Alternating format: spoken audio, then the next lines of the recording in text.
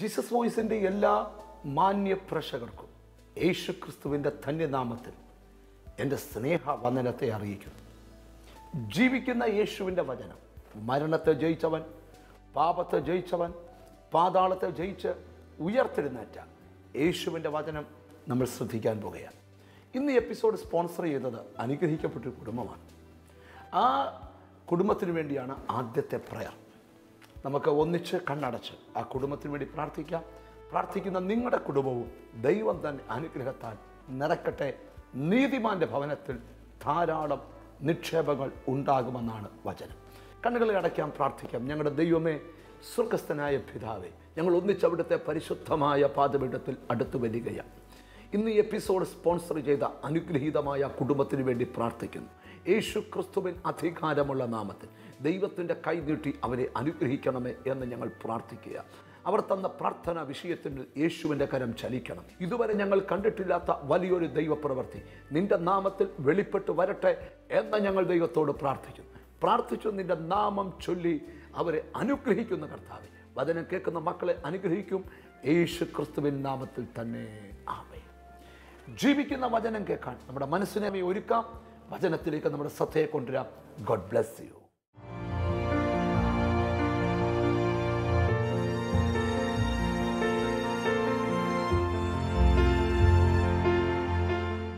ഒന്ന് യോഹന്നാന്റെ ലേഖനം 4-ാം അധ്യായം 9-10 വാക്യങ്ങൾ വായിച്ച് കേൾക്കാം. 1 John chapter 4 verse 9 and 10.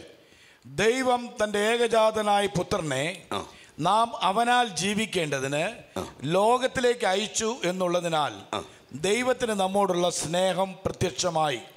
നാം ദൈവത്തെ സ്നേഹിച്ചതല്ല, അവൻ നമ്മെ സ്നേഹിച്ച് തൻ്റെ പുത്രനെ നമ്മുടെ പാപങ്ങൾക്ക് പ്രായശ്ചിത്തമാകുവാൻ അയച്ചത് തന്നെ സാക്ഷാൽ സ്നേഹമാവുന്നു.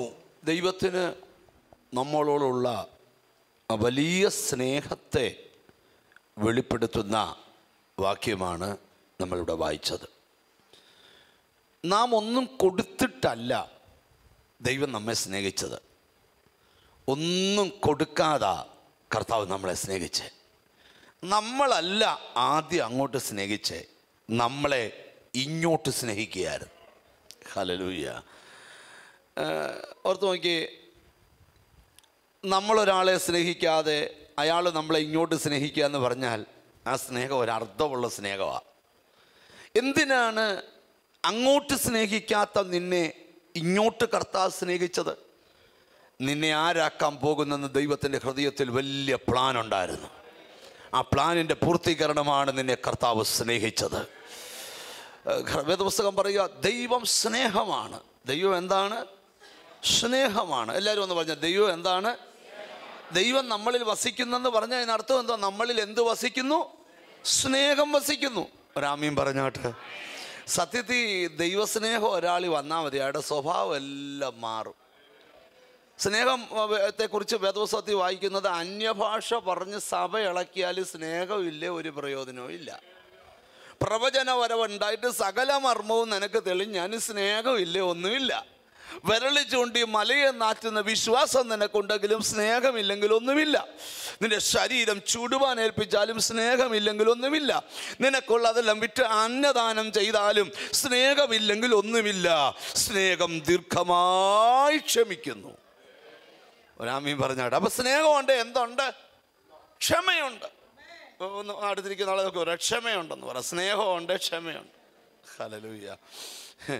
യഥാർത്ഥ സ്നേഹമുണ്ട്, എന്തുണ്ട്? ക്ഷമയുണ്ട്. സ്നേഹമില്ല, എന്തില്ല?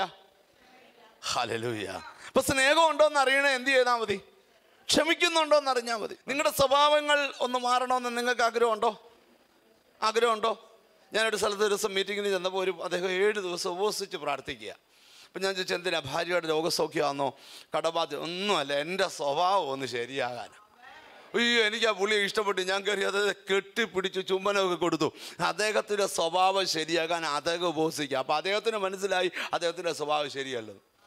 അപ്പോൾ എന്തുവാ സ്വഭാവത്തിൻ്റെ പ്രത്യേകത പറയാം? ഹല്ലേലൂയ. ഇവിടെ എഴുതിയിരിക്കുക, സ്നേഹമുണ്ട്, നമ്മൾ ദീർഘമായിട്ട് ക്ഷമിക്കും അല്ലേ? അപ്പം ക്ഷമിക്കുന്നൊരു ഹൃദയത്തിന് നമ്മൾ ഉടമകളായി തീരണം. ഈ വാക്യത്തിലേക്ക് നമ്മൾ വരാൻ പോവുക.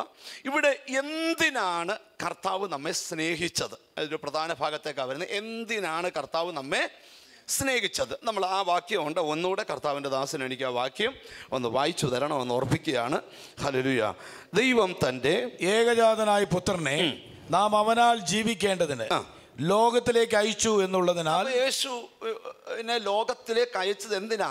നാം യേശുവിനാൽ ജീവിക്കേണ്ടതിന്. ഒന്നുകൂടെ എന്നോട് ചേർന്ന് പറയാമോ? നാം യേശുവിനാൽ ജീവിക്കേണ്ടതിന്.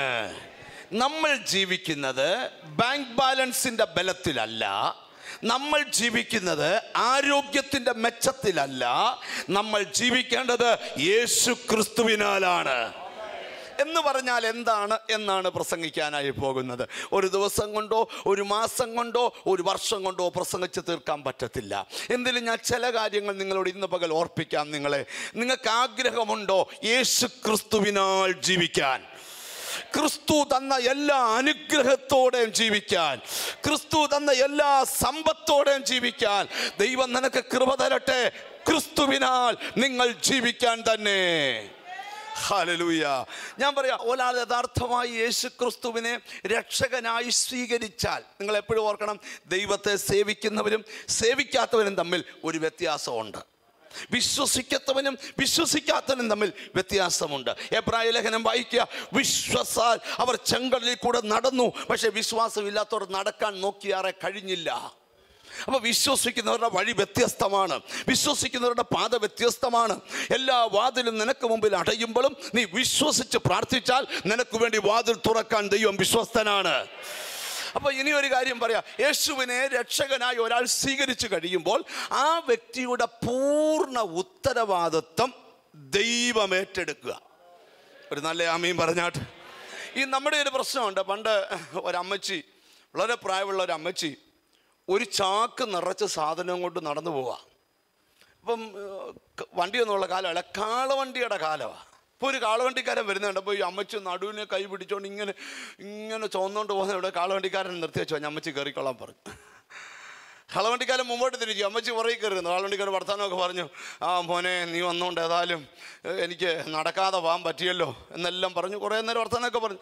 കുറേ 1.5 മണിക്കൂർ യാത്ര ചെയ്ത് കാളവണ്ടിക്കാരൻ തിരിഞ്ഞു നോക്കിയപ്പോൾ ഈ അമ്മച്ചി ചുമട് തലേ വെച്ചുകൊണ്ട് കാളവണ്ടിക്കാതിരിക്കുക.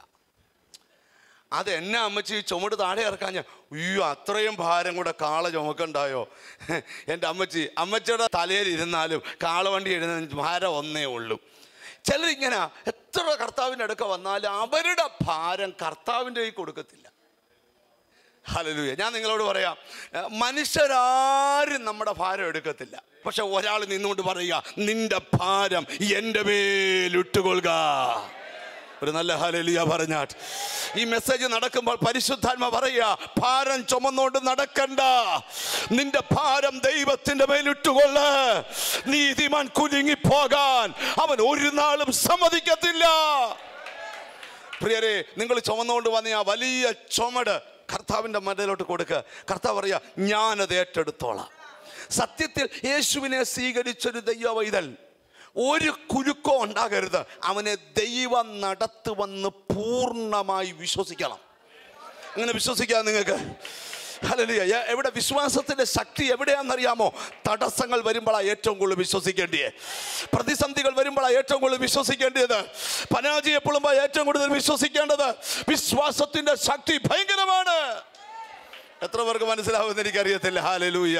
അപ്പം ശ്രദ്ധിച്ച് കേൾക്കട്ടെ. അമ്മേ, ഇവിടെ ഗഹനമായി പറയുക, ഇവിടെ പരിശുദ്ധാത്മ പറയുക, ഹല്ലേലൂയ, നാം ആരാൽ ജീവിക്കേണ്ടതിന്?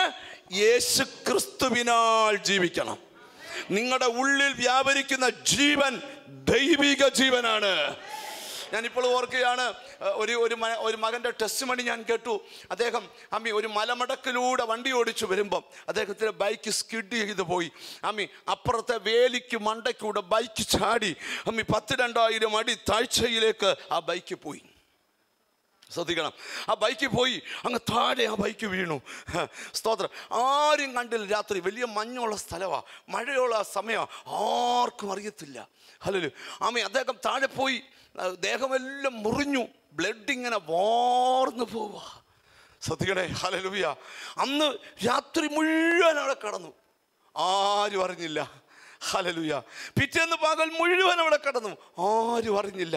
പിറ്റേന്ന് അർദ്ധരാത്രി ഏകദേശം ഒരു 2 മണി സമയമൊക്കെ ആയപ്പോൾ ഹല്ലേലൂയ ആമി സ്തോത്രം ആമി ഒരു മദ്യപാനിയായ ഒരു മനുഷ്യൻ വണ്ടി ഓടിച്ചു വരുമ്പോൾ അദ്ദേഹത്തിന് ആമി വണ്ടി അവിടെ നിർത്തിയിട്ട് ആമി അദ്ദേഹം വെളിയിൽ അദ്ദേഹത്തിൻ്റെ ഒരു കൃത്യം ചെയ്യാനായിട്ട് ഇറങ്ങി അദ്ദേഹം നോക്കുമ്പോൾ അങ്ങ് താഴെ മഞ്ഞിനകത്തൊരു ലൈറ്റ് ഇങ്ങനെ ബ്ലിങ്ക് ചെയ്യുന്നു. അദ്ദേഹത്തിന് ബോധം വന്നു, യോ ഇവിടെ ആരും അടിയിലുണ്ടല്ലോ. വളരെ പെട്ടെന്ന് അദ്ദേഹം അടുത്തുള്ള പോലീസ് സ്റ്റേഷനിൽ ചെന്ന് വിവരം പറഞ്ഞു, ഇന്ന പൊസിഷനിൽ ഞാനൊരു ലൈറ്റ് താഴെ കാണുന്നുണ്ടെന്ന് പറഞ്ഞു. പോലീസ് വന്നു, ഫയർഫോഴ്സ് വന്നു, വലിയ ദൈവത്തിന് സ്തോത്രം ഏണി കൊണ്ടുവന്നു, താഴേക്കിറങ്ങി, റോപ്പ് കെട്ടി താഴേക്കിറങ്ങി ചെന്നപ്പോൾ ഒരു ബൈക്കിന് അബോധാവസ്ഥയിൽ ഒരു ചെറുപ്പക്കാരൻ കിടക്കുന്നു. അവനെ പോലീസ് വെളിയിലെടുത്തു, അടുത്തുള്ള ഹോസ്പിറ്റലിൽ കൊണ്ടുവന്നു. 3 ദിവസം ഐസിയുവിൽ കിടത്തി. അവൻ്റെ ബോധമൊക്കെ വന്നു. അവൻ എഴുന്നേറ്റ് സാക്ഷി പറഞ്ഞപ്പോൾ ഇങ്ങനെ പറഞ്ഞു, ദൈവത്തിന് സ്തോത്രം, ശരീരത്തിൽ ബ്ലഡ് വാർന്നു പോയിട്ടും സഹായിക്കാതിരുന്നിട്ടും ഞാൻ മരിക്കാതിരിക്കാൻ കാരണം എൻ്റെ അകത്ത് വ്യാപരിക്കുന്ന ദൈവത്തിൻ്റെ ജീവനാണ്. ഓ ഹല്ലേലൂയ. നീ ദൈവത്താൽ ജീവിക്കേണ്ടതിന് ഞാൻ നിങ്ങളോട് പറയാം, നിങ്ങൾ ജീവിക്കുന്നത് നിങ്ങളുടെ കുടുംബ പാരമ്പര്യം കൊണ്ടല്ല, നിങ്ങൾ ജീവിക്കുന്നത് യേശു ക്രിസ്തുവിനാലാ. എത്ര പേർക്ക് മനസ്സിലാകുമെന്ന് എനിക്കറിയത്തില്ല. ഇന്ന് ധൈര്യത്തോടെ എറണാകുളത്തൂടെ നെഞ്ചു വിരിച്ച് നടന്ന് പറയണം, ആമേൻ, ഞാൻ ജീവിക്കുന്നത് ക്രിസ്തുവിനാലാണ്. എത്ര പേർക്ക് ആമീൻ പറയാനായിട്ട് പറ്റും? 1000 വെല്ലുവിളികൾ നിനക്ക് മുമ്പിൽ വന്നാലും, ഏതൊക്കെ പ്രതിബന്ധം നിനക്ക് മുമ്പിൽ വന്നാലും, തടസ്സത്തെ നോക്കിക്കൊണ്ട് പറയണം, അവരുടെ നടുവിൽ ഞാൻ ജീവിക്കും യേശുവിനാൽ. എനിക്കെന്തോ ഈ മെസ്സേജ് നടക്കുമ്പോൾ തന്നെ യേശുവിൻ്റെ ആത്മാവ് പറയുക, യേശുവിൻ്റെ നാമത്തിൻ്റെ ശക്തി ഇന്ന് നിന്റെ കുടുംബത്തിന് മേലെന്ന് വെളിപ്പെടട്ടെ, നിന്റെ തലമുറ മേലെന്ന് വെളിപ്പെടട്ടെ. ഇന്ന് നിങ്ങളിലേക്ക് ആ ദൈവിക ജീവൻ ഒന്ന് അങ്കുരിതമായി വരട്ടെ. ഹല്ലേലൂയ. അപ്പൊ ശ്രദ്ധിക്കണം. ഒന്ന് അടുത്തിരിക്കുന്ന ആളെ തൊട്ടേച്ച് പറ, യേശുവിനാലാ ഞാൻ ജീവിക്കുന്നതെന്ന് പറ. അടുക്ക ആരുമില്ലെങ്കിൽ നെഞ്ചത്തോട്ട് കൈവച്ച് പറ, യേശുവിനാലാ ഞാൻ ജീവിക്കുന്നേ. ഞാൻ ഈ മെസ്സേജ് കാണുന്ന ചിലരോട് ആത്മനിയോഗത്തോടെ പറയുക, എല്ലാ വാതിലും അടയുമ്പോഴും നീ പറയണം, എന്നെ ജീവിപ്പിക്കുന്നൊരു ദൈവമുണ്ട്. ഞാൻ യേശുവിനാലാണ് ജീവിക്കുന്നത്. എന്നിൽ വ്യാപരിക്കുന്ന ജീവൻ ദൈവിക ജീവനാണ്. യോഹന്നാന്റെ സുവിശേഷം പറയുന്നു, എന്നെ തിന്നുന്നവൻ എൻ മൂലം ജീവിക്കൂ എന്ന് പറഞ്ഞാൽ ഞാനുമായി കൂട്ടായ്മ ഉള്ളവൻ എൻ്റെ നാമത്തിൽ ജീവിക്കും. ഹല്ലേലൂയ. വേദപുസ്തക വെളിപ്പാടിലേക്ക് നമുക്ക് വരാം. ഹല്ലേലൂയ. എങ്ങനെയാണ് നാം ജീവിക്കേണ്ടത്? ഇവിടേക്ക് നാം അവനാൽ ജീവിക്കണം. അവനെന്ന് പറഞ്ഞാൽ എന്തുവാ? ക്രിസ്തു എന്ന് പറഞ്ഞാൽ എന്തുവാ? വചനം. അവനാൽ ജീവിക്കുക എന്ന് പറഞ്ഞാൽ കൊലോസ്യർ പൗലോസ് പറയുന്നു, മഹത്വത്തിന്റെ പ്രത്യാശയായ ക്രിസ്തു നമ്മിലിരിക്കുന്നു. നമ്മുടെ അകത്ത് ആരിയ്ക്കുന്നു? യേശു ഇരിക്കുന്നു. ഞാനൊരു മർമ്മം കൂടെ നിന്നെ പറയാം. അകത്തിരിക്കുന്ന യേശുവിനെ വലിയതായി കണ്ടില്ലെങ്കിൽ പുറത്തെ പ്രശ്നത്തെ നിനക്ക് വലിയതായി തോന്നും. അകത്തിരുന്ന് യേശുവിനെ വലിയതായി കണ്ടാൽ പുറത്തെ പ്രശ്നം ചെറിയതായി തോന്നും. ഒരാമീൻ പറഞ്ഞാട്ട് ഒന്നുകൂടെ പറയാം. അകത്തിരിക്കുന്ന യേശുവിനെ വലിയതായി തോന്നിയാൽ പുറത്ത് കാണുന്ന പ്രശ്നം ചെറിയതായി തോന്നും. അകത്തിരിക്കുന്ന യേശു ചെറിയതായി തോന്നിയാൽ പുറത്ത് കാണുന്ന പ്രശ്നം വലിയതായി തോന്നും. ചില ആൾക്കാരെ ഞാൻ കണ്ടിട്ടുണ്ട്, അവർ പറയാറുണ്ട്, എനിക്ക് ഭയങ്കര മന്ത്രവാദത്തെയൊക്കെ എനിക്ക് ഭയങ്കര പേടിയാണ്. ചില കണ്ടിട്ടുണ്ട്, അപ്പുറത്തെ വീട്ടുകാർ ചില പായസം കൊടുത്തു വിട്ടു. പായസം കൊണ്ടുവച്ച് കുടിക്കാൻ പാടാ, എന്നിട്ട് അത് വാഷ് ബേസിനകത്ത് ഒഴിയിട്ട് ഇങ്ങനെ പൈപ്പ് തുറന്ന് വിടുക. നല്ല പായസം ഇങ്ങനെ പോവാ. പായസത്തിൽ കൂടെ വല്ല ബന്ധനോ. ഒരിക്കലൊരു സ്ത്രീ എൻ്റെ അടുക്ക പ്രാർത്ഥിക്കാൻ വന്നു. എൻ്റെ അടുക്ക ഒരു വലിയ കവറുമായിട്ടാണ് വന്നത്, ഒരു തുണിക്കടയുടെ. എന്നിട്ടൊരു സാരി എടുത്ത് മേശപ്പുറത്ത് വെച്ച് എന്നോട് പറഞ്ഞു, എൻ്റെ പൊന്നു ബ്രദർ, ഞങ്ങളുടെ ബന്ധു വീട്ടിൽ നിന്ന് കൊണ്ടുവന്നതാ, ഇതിൽ ബന്ധനം ഉണ്ടോ എന്നൊരു സംശയം, ഉണ്ടെങ്കിൽ ഉടുക്കുന്നില്ല. ഞാൻ ചോദിച്ചു, ആൻറ്റി എന്നാ വിലയുണ്ട്? ഒരു 40,000 രൂപ വിലയുണ്ട്. ഞാൻ പറഞ്ഞു, ഏതാ ആൻറ്റി ഉടുക്കണ്ട, വല്ല ബന്ധനം ഉണ്ടല്ലോ. അതിന് മുമ്പ് 5 നമ്പർ മുമ്പ് കൗൺസിലിങ്ങിന് വന്ന ഒരാൾ എന്നോട് മാറി ഉടുക്കാണ്ട് സാരി ഇല്ലെന്ന് പറഞ്ഞായിരുന്നു. ഞാൻ ലീഡറെ വിട്ട് ആ ആളെ വിളിപ്പിച്ചു പറഞ്ഞു, എൻ്റെ പൊന്ന ആൻറ്റി, ആൻറ്റി സാരിക്ക് വേണ്ടി പ്രാർത്ഥിച്ചില്ലയോ? ഇന്നാ പിടിച്ചോ 40,000 ഒരു സാരി. ആൻറ്റി ആ സാരി എടുത്ത് ഇങ്ങനെ പുതച്ചോണ്ട് യോഗത്തിന് കയറി. അവർ പോകുന്നത് കണ്ടപ്പം ഞാൻ മനസ്സിൽ ചിരിച്ചു. ബന്ധനം പേടിച്ച ആൻറ്റി 40,000 സാരി കൊണ്ടുവന്ന് ഒരു സാരി ഉടുക്കാൻ കൊതിച്ചവക്ക് അവൾ 2,000 ചോദിച്ചുള്ളൂ, ഗിഫ്റ്റ് 40,000 കൊടുത്തു. ഞാനും ഒരാളും കൂടെ ഫുഡ് കഴിക്കാനായിട്ടൊരു സ്ഥലത്ത് പോയിരുന്നു. ഹോട്ടലാണ്, ചൂട് വെള്ളം കൊണ്ടുവച്ച്. ഞാൻ നിൽക്കുമ്പോൾ പുള്ളി വെള്ളം അങ്ങോട്ട് കൊണ്ടുവച്ച് എൻ്റെ മുമ്പിൽ വെള്ളത്തിനകത്ത് കൈയിട്ട്. ഞാൻ ചോദിച്ചാൽ എന്നാ അത് വെള്ളത്തിൽ കൂടെ വല്ല പോരാട്ടവും വന്നാലോ? ഞാൻ പറഞ്ഞു ശരിയാ, കുടിക്കല്ലേ, പച്ചവെള്ളം കുടിക്കാതെ നീ വീട്ടിൽ കയറണം. ഞാൻ നിങ്ങളോട് ചോദിക്കാം, അപ്പൊ നിന്റെ അകത്തിരിക്കുന്ന യേശുവിനെ ആരായിട്ടാണ് നീ കണ്ടിരിക്കുന്നേ? ഇതിന്റെ പ്രശ്നം നിന്റെ കാഴ്ചപ്പാടാ പ്രശ്നം. 1000 മന്ത്രമാതി തപസ്സിരുന്നാലും നിനക്ക് വിരോധമായി വരുന്ന ഒരായുധവും ഫലിക്കത്തില്ല. അതിന്റെ കാരണം എന്താ? നിന്റെ അകത്തിരിക്കുന്നവൻ ഭൂമിയെ ഉണ്ടാക്കിയവനാണ്.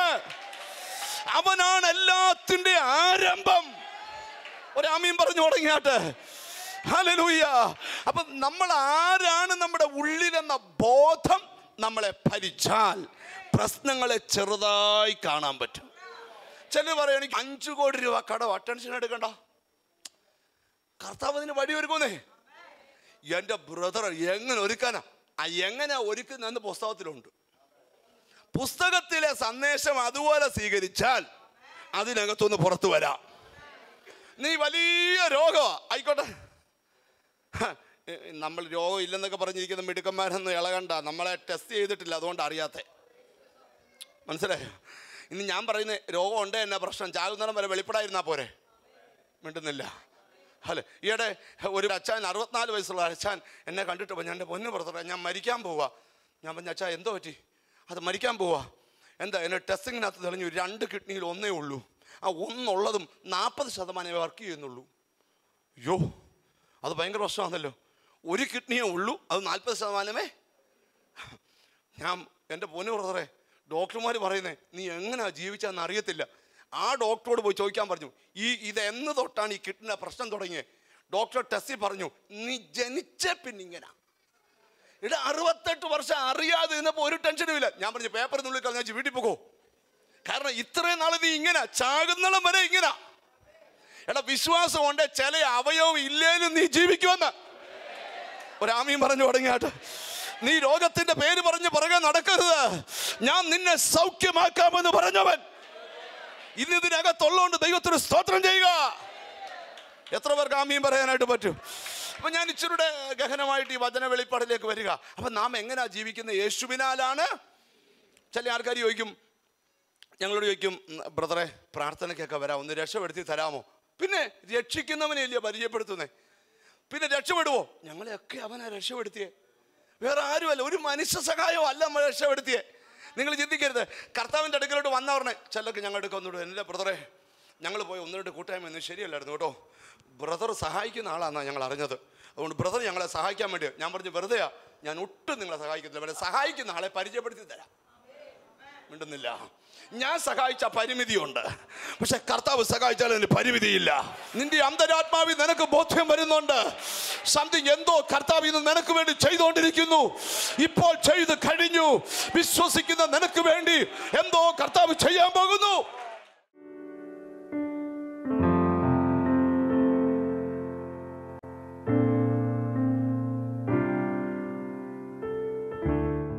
വലത്തെ കൈ നിങ്ങൾക്ക് ഉയർത്താൻ വലിയ ബുദ്ധിമുട്ടുള്ള ആളാണ് അല്ലേ? ഒപ്പം തന്നെ വലത്തെ ചെവിയുടെ കേൾവിക്കും വലിയ പ്രശ്നമുണ്ട് അല്ലേ? അല്ലേ? എത്ര നാളായിട്ട് അതിന്റെ കേൾവി പോയിട്ട്? 8 വർഷത്തോളമായി. ഈ ചെവിയാ നല്ലതായിട്ട് കേൾക്കുന്ന ചെവി അല്ലേ? ആ ചെവിക്കകത്ത് ഒട്ടും കേൾക്കത്തില്ലയോ? അത് ഇച്ചിരി കേൾക്കാമോ? കുറച്ച് കേൾക്കാം. വണ്ടിമേന്ന് വീണിട്ട് ഇവിടെ പൊട്ടിയിട്ടുണ്ട്. ഇന്ന് നിനക്ക് പൂർണ്ണ സൗഖ്യം. ആ ചെവിയും ആ കൈയും ദൈവം സൗഖ്യമാക്കുന്നു. ഞാൻ ഇവിടെ കൂടെ വിളിച്ചു കയറ്റി എന്തിനാ? ഞങ്ങൾക്ക് നല്ല ഉറപ്പാ യേശു ഇവിടെ അത്ഭുതം ചെയ്യുമെന്ന്. കർത്താവേ, ഈ മകളുടെ ചെവി തുറക്കട്ടെ. ആദ്യം ഈ കൈ ഉയരട്ടെ. ഈ കൈയും ഇത്രയും നാളായോ ആൻറ്റി? ഈ കൈക്ക് ബുദ്ധിമുട്ടായിട്ട് എത്ര നാളായി? 8 മാസമായി. 8 മാസമായി. ഇങ്ങോട്ട് നോക്കി, ആൻറ്റി ഒന്ന് കണ്ണു തുറന്നേ. പുറകിലോട്ടും തിരിക്കാൻ പറ്റില്ല, കൈ പൊങ്ങത്തുമില്ല. ഇങ്ങോട്ട് നോക്കിയേ, കർത്താവ് തൊടുക. കർത്താവേ, എന്നെ കണ്ണു തുറന്ന് നോക്കിയാട്ട് പ്ലീസ്. ചിരിച്ചോ ആൻറ്റി, യേശു അല്ലേ സൗഖ്യമാക്കുന്നത്. അത്രയും വരെ പൊങ്ങത്തുള്ളൂ, ബാക്കി കർത്താവ് പൊക്കട്ടെ. യേശുവേ, യേശുവേ, യേശുവേ, പൊങ്ങട്ടെ, പൊങ്ങട്ടെ, ധൈര്യമായി പൊങ്ങട്ടെ, പൊങ്ങട്ടെ, പൊങ്ങട്ടെ, മുഴുവനായി പൊങ്ങട്ടെ, മുഴുവനായി, മുഴുവനായി. യെസ്. ഹലോ, ഇനി ആ കൈ താത്തിട്ടെ, പുറകിലേക്ക് പോകട്ടെ കൈ. ഹല്ലേലൂയ. ബാക്കി ഇവിടെ പോകുന്നത് യേശുവിന്റെ നാമത്തിൽ. ഇവിടെ കൈമേ, രോഗസൗഖ്യം നടക്കട്ടെ. ഇന്ന് വിശ്വസിക്കാൻ പറ്റാത്ത രീതിയിൽ ദൈവം നിന്നെ സൗഖ്യമാക്കട്ടെ. Blood of Jesus. ആ കൈ ഉയർത്തിയെങ്കിൽ ചെവി തുറക്കുന്നു. Yes, blood of Jesus. യേശുവിൻ നാമത്തിൽ ചെവി തുറ. ഹോളി സ്പിരിറ്റ്, ദൈവശക്തി ഇവിടെ വ്യാപനം. അടഞ്ഞുപോയ ചെവി തുറന്നു വരിക. യെസ്, പവർ ഇവിടെ മേൽ ദൈവശക്തി. ആൻറ്റി, സ്കാഫ് ഒന്ന് താത്തിടാവോ? ഹല്ലേലൂയ. അതല്ല ഇപ്പം മാറി, ഇത് മാറുമ്പോ അത് മാറും. ഹല്ലേലൂയ. ഈ ചെവി അല്ലേ കേൾക്കാത്ത ശരിക്കും? മറ്റേ ചെവി അടച്ചു പിടിച്ച് എന്നെ നോക്കിനി, എന്നെ നോക്കി. ആൻറ്റി കണ്ണടച്ച് നിൽക്കുന്നത് എന്തിനാ? പേടിയുണ്ടോ? ഞങ്ങളെയൊക്കെ പേടിയുണ്ടോ? എന്തുവാ പേര്? ശാന്ത. എവിടാ വീട്? മനിക്കാപ്പടി. വീട്ടിൽ ആരൊക്കെ ഉണ്ട്? ഭർത്താവും രണ്ടാമത്തെ മോനും ഭാര്യയും കുഞ്ഞും. രണ്ടാമത്തെ മോന്റെ പേരെന്ത്? രജനീഷ്. കുഞ്ഞുണ്ടോ? ഒരു കുഞ്ഞുണ്ട്, പെൺകുഞ്ഞുണ്ട്, ഋതിക. ഇതിൽ കൂടുതൽ കേൾവി 5 വയസ്സുള്ള കൊച്ചിന് പോലും ഉണ്ടായിട്ടില്ല. ഹല്ലേലൂയ. ഒന്ന് കൈപൊക്കി കാണിച്ചേ ആൻറ്റി. എല്ലാം ഈ ചെവി കൊണ്ടല്ലേ കേട്ടെ? അല്ലേ? ധൈര്യമായിട്ട് പോക്കും. കർത്താവ് പ്രവർത്തിക്കാം. ഞങ്ങൾ പറഞ്ഞ വചനം നിങ്ങളുടെ ജീവിതത്തിൽ വലിയ വിടുതൽ വരുത്തിയിട്ടുണ്ട്. നമുക്ക് ആ വചനം ഓർത്ത് ദൈവത്തിനൊരു സ്തോത്രം ചെയ്തുകൊണ്ട് നിങ്ങൾക്ക് വേണ്ടി ഞാനിന്ന് പ്രാർത്ഥിക്കാൻ പോവാം. ഹല്ലേലൂയ. നിങ്ങളുടെ രോഗമുള്ള ഭാഗത്തേക്ക് നിങ്ങളുടെ കൈകളെ നിങ്ങൾ വെക്കുക. നിങ്ങൾക്ക് എന്ത് പ്രശ്നമുണ്ടാകും നിങ്ങളുടെ മനസ്സിലേക്ക് നിങ്ങൾ കൊണ്ടുവരിക. കർത്താവേ, ഇന്ന് പ്രാർത്ഥനയാൽ എനിക്കൊരു വിടുതൽ തരണമേ എന്ന് ഒന്നിച്ച് പ്രാർത്ഥിക്കാം. ഞങ്ങളുടെ ദൈവമേ, സ്വർഗ്ഗസ്ഥ പിതാവേ, വിശ്വാസത്താൽ രോഗമുള്ള ഭാഗത്ത് കൈവച്ച് പ്രാർത്ഥിക്കുന്ന മക്കൾക്ക് വേണ്ടി പ്രാർത്ഥിക്കുന്നു. പ്രതിസന്ധികളും പ്രതികൂലങ്ങളും അകപ്പെട്ട് കിടക്കുന്നവർക്ക് വേണ്ടി പ്രാർത്ഥിക്കുന്നു. വലിയ നിരാശയിൽ കൂടെ കടന്നു പോകുന്നവർക്ക് വേണ്ടി പ്രാർത്ഥിക്കുന്നു. സങ്കടത്തിൽ കൂടെ കടന്നു പോകുന്നവർക്ക് വേണ്ടി പ്രാർത്ഥിക്കുന്നു. സാമ്പത്തികമായ തകർച്ചയിലൂടെ കടന്നു പോകുന്നവർക്ക് വേണ്ടി പ്രാർത്ഥിക്കുന്നു. ഇപ്പോൾ തന്നെ യേശുവിൻ്റെ അദൃശ്യ കൈ അവരെ തൊട്ട് അത്ഭുതകരമായി അവരെ വിടുവിക്കണമെന്ന് പ്രാർത്ഥിക്കുന്നു. നിന്റെ നാമത്തിൻ്റെ അധികാരം അവരുടെ മേൽ വെളിപ്പെട്ട് വരട്ടെ എന്ന് പ്രാർത്ഥിക്കുന്നു. അനുഗ്രഹിച്ച് പ്രാർത്ഥിക്കുന്ന കർത്താവ് പ്രാർത്ഥന കേട്ടത് കൊണ്ട് നന്ദി. യേശു ക്രിസ്തുവിൻ നാമത്തിൽ തന്നെ. Amen, amen, amen. God bless you. ഈ ശുശ്രൂഷയിൽ നിങ്ങൾക്കും പങ്കാളിയാകാം. നിങ്ങൾക്ക് എല്ലാ ദിവസവും ഈ ജീസസ് വോയിസിൻ്റെ TV മിനിസ്ട്രിക്ക് വേണ്ടി പ്രാർത്ഥിക്കാം. ഒരു ദിവസം 10-ലധികം പ്രാവശ്യം പല ചാനലുകളിലായി കർത്താവിൻ്റെ വചനം ഞങ്ങൾ പറഞ്ഞുകൊണ്ടിരിക്കുന്നു. ജനലക്ഷങ്ങളിലേക്ക് ഈ വചനം എല്ലാ ദിവസവും ഞങ്ങൾ എത്തിക്കുക. ഇതിന് ധാരാളം പണച്ചെലവുണ്ട്. നിങ്ങളെപ്പോലെ നല്ല ഹൃദയവും നല്ല മനസ്സുമുള്ളവർ അവരുടെ ദശാംശം, അവരുടെ മനഃപൂർവ്വ ദാനങ്ങളൊക്കെ ഈ ശുശ്രൂഷയ്ക്ക് അയച്ചു തരാറുണ്ട്. നിങ്ങൾക്കും അയച്ചു തരാം. താഴെ കാണുന്ന അഡ്രസ്സിൽ അല്ല ഞങ്ങളെ വിളിക്കുക. ഞങ്ങൾ അയച്ചു തരേണ്ട ബാങ്ക് ഡീറ്റെയിൽസ് നിങ്ങൾക്ക് അയച്ചു തരാം. ഒന്നിച്ച് കർത്താവിൻ്റെ വചനം നമുക്ക് ലോകത്തിൽ പരത്താം. ദൈവവചനത്താൽ ജാതി മത വ്യത്യാസമെന്നെ എല്ലാവരും സമാധാനം പ്രാപിക്കട്ടെ, സ്വൈര്യത പ്രാപിക്കട്ടെ, അനുഗ്രഹം പ്രാപിക്കട്ടെ. മനുഷ്യനായി ജീവിച്ച എല്ലാവർക്കും ദൈവവചനം ഒരു പോസിറ്റീവ് എനർജിയാണ്, ജീവിപ്പിക്കുന്ന വചനമാണ്, നിത്യതയോളം എത്തിക്കുന്ന വചനമാണ്. നിങ്ങൾക്കൊരു പ്രാർത്ഥന ആവശ്യമാണോ? താഴെ കാണുന്ന നമ്പറിൽ വിളിക്കുക. ഞങ്ങളുടെ പ്രാർത്ഥനാ ടീം പ്രാർത്ഥിക്കാൻ റെഡിയാണ്. ഞങ്ങളെ നേരിട്ട് കണ്ട് പ്രാർത്ഥിക്കാൻ ആഗ്രഹിക്കുന്നു. ഞങ്ങളുടെ പ്രാർത്ഥനാ സ്ഥലങ്ങളിൽ വരിക. ഈ എപ്പിസോഡ് നിങ്ങൾക്ക് സ്പോൺസർ ചെയ്യാം. നിങ്ങളുടെ കുടുംബത്തിൻ്റെ വകയായിട്ടൊരു എപ്പിസോഡ് നടത്താം. കർത്താവ് നിങ്ങളെ അനുഗ്രഹിക്കട്ടെ.